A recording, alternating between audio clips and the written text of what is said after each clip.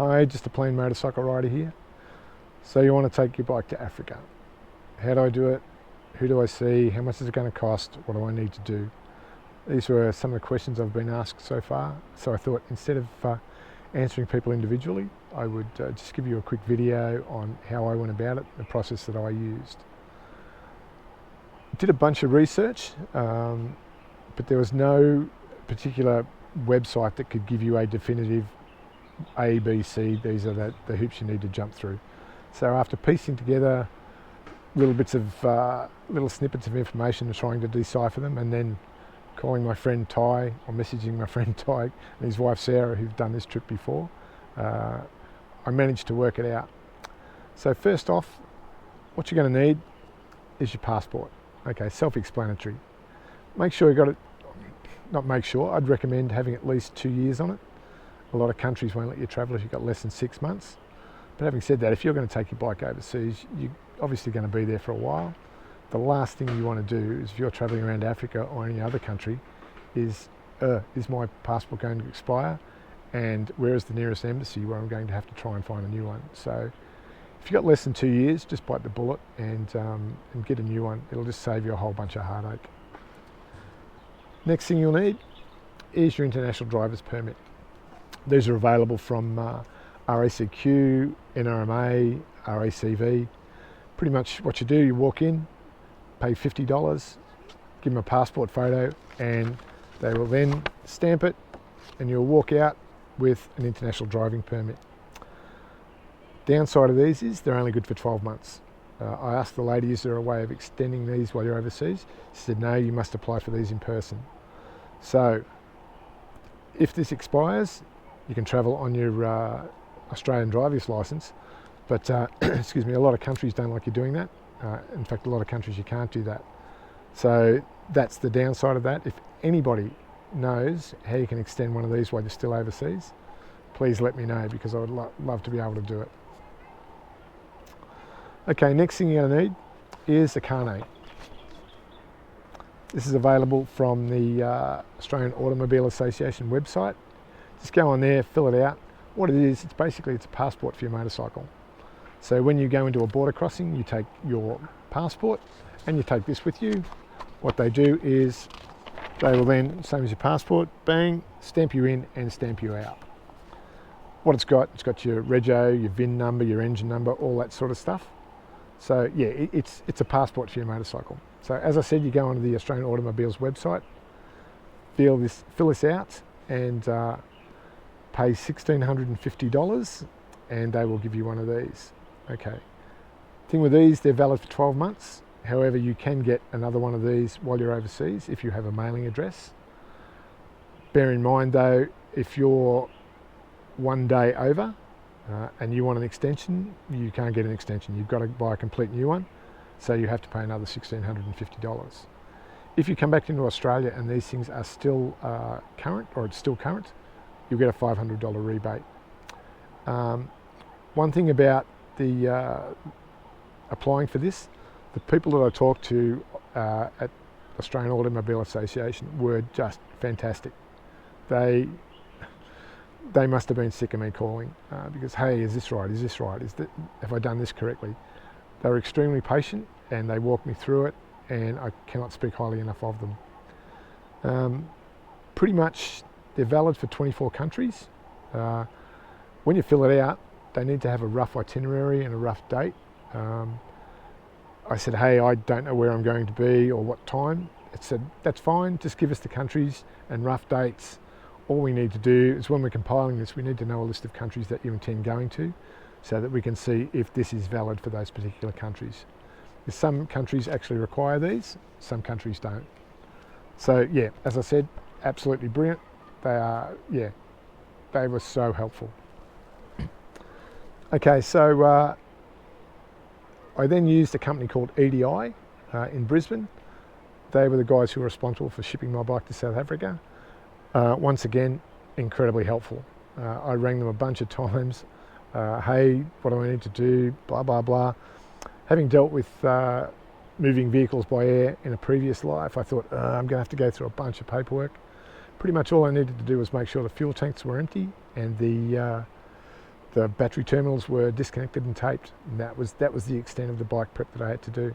So I put it into a crate, which looking back now was probably basically Fort Knox. I really didn't need to pack it as well as I did. Once they calculate the cost, it goes on weight. So a lot of my weight was actually down to the crate that I built for it. That was like 20 mil plywood. It was heavy. So that added a considerable amount of cost to it. When I ship it home, I won't make that same mistake, and I will just use the bare minimum. I've seen some bikes over here, just basically the bike tied down to a pallet, and that's it. So we'll see what happens. But yeah, they were fantastic. As I said, they picked it up from my house and took it to the airport, or looked after it. So what I'll do is I'll leave their details in the comments, and yeah, if you want to try them, that's fine.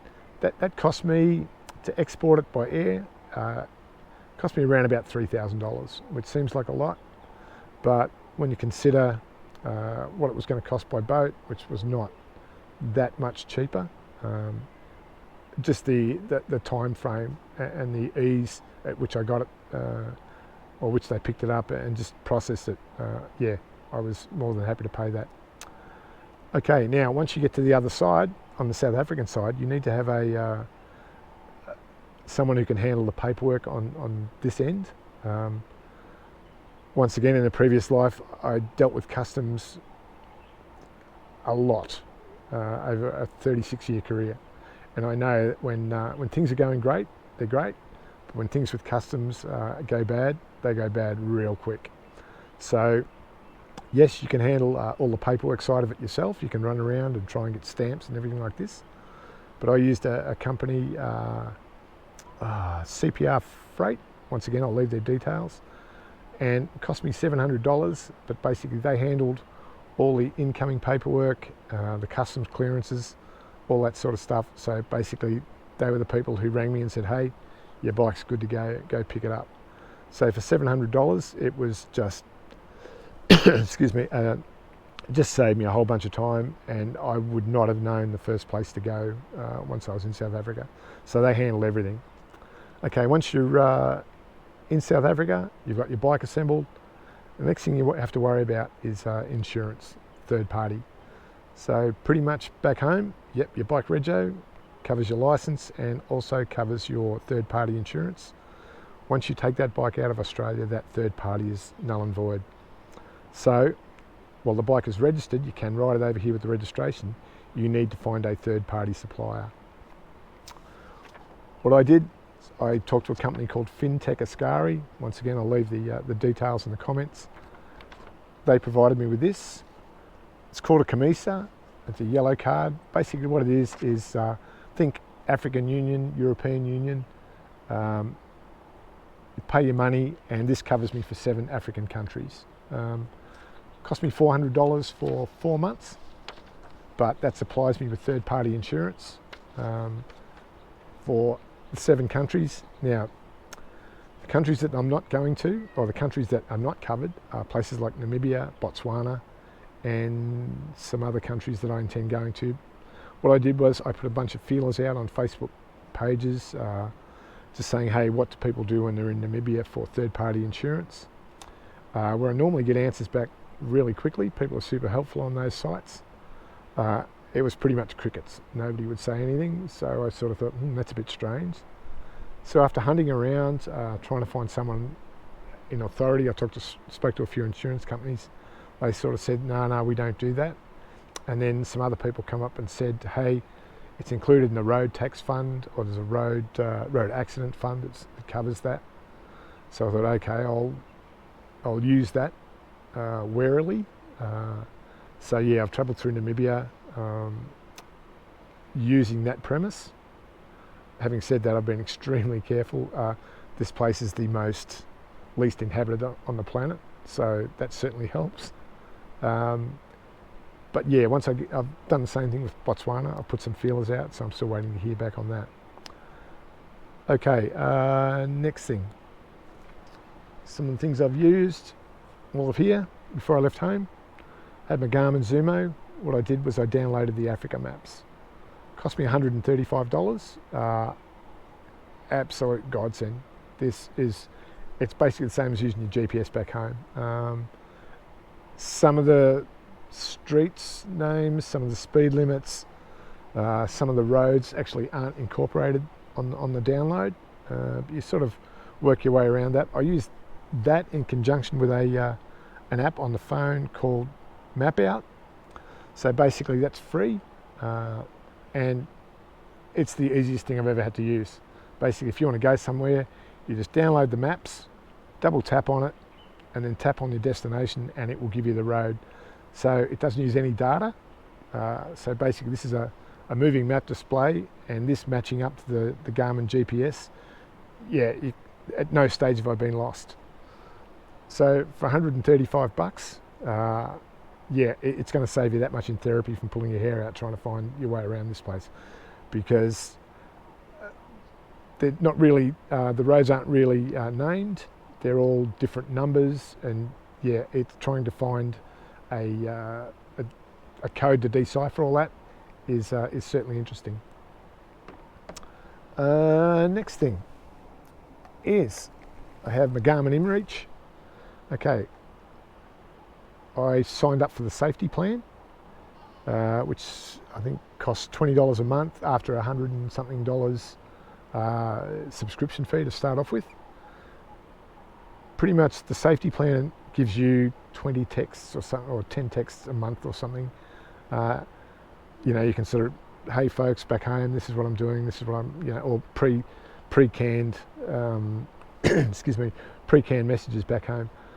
Haven't used any of those. The reason I went for the $20 option was pretty much everywhere I've been has some form of Wi-Fi.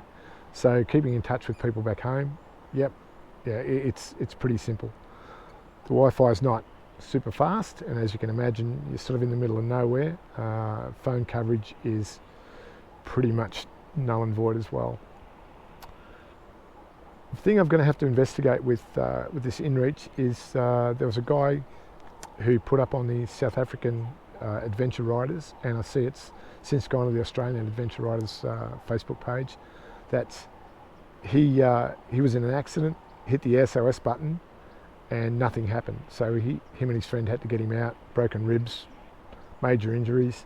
While he was in the hospital, he got a call from the South African Search and Rescue Centre saying that they couldn't do anything with this because it was a European device. So he sort of went, huh, what the hell? So he's emailed Garmin, and that was 2 months ago.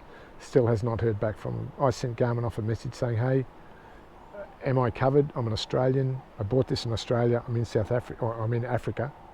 Is this going to work? So I hope it does, because some of the places that I've been so far, I was thinking, hey, at least I've got the InReach. So I will await to hear back from Garmin. So that's pretty much the paperwork trail or the paperwork setup that I've used, the companies that I've used. So what I'll do now is, yeah, I'll try and find some high-speed internet and put this up, and I'll do another feature on my bike setup. Some people have asked about that, what sort of equipment I'm using, you know, what modifications, any of that. So yeah, we'll see what happens. I'll put that up in the next couple of weeks, hopefully, while I get some spare time. All right, but yeah, just finally, do it. This trip has been so much more than I thought it would be. I thought, yeah, this would be pretty cool, but this, yeah, the people, the countryside, just everything has been absolutely, yeah, just next level. It's an experience that you'll never ever forget. So if you're thinking about it, pull the trigger and do it, because yep, tomorrow's never promised. So don't put it off, do it today. All right, I'll talk to you soon. Cheers.